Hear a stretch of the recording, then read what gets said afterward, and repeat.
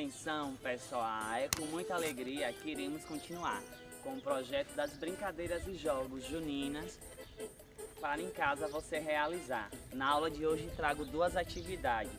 Pula fogueira.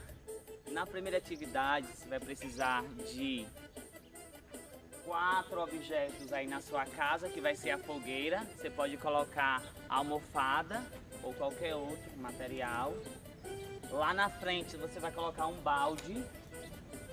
E para levar aqui, você precisa levar 4 brinquedos. Então a brincadeira vai ser a brincadeira Pula Fogueira. E você precisa realizar os desafios pulando a fogueira, levando os materiais. Então pula, ó. Pula, pula. Coloco lá, volta.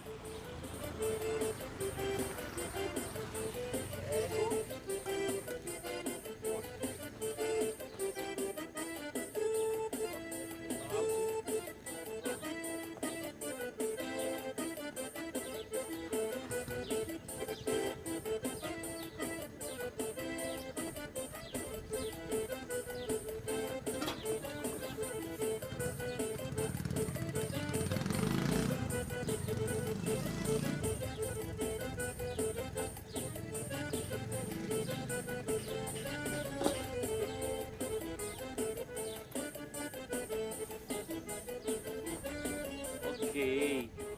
A nossa segunda atividade vai ser a travessia.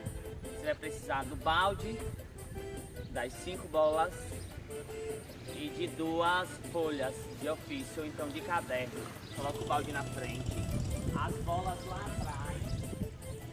E aí você vai precisar realizar a travessia. Então coloca o piso, coloca a folha na frente, passo de uma folha para a outra.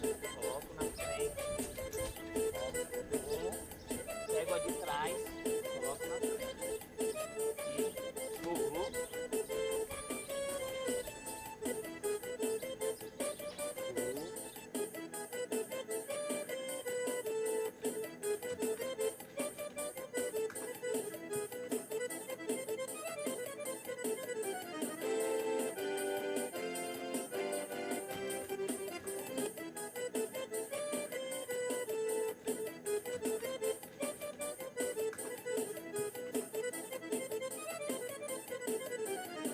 Não esquece de gravar um vídeo ou então tirar uma foto e mandar para o professor Moisés. Tchau, tchau. Até a próxima aula.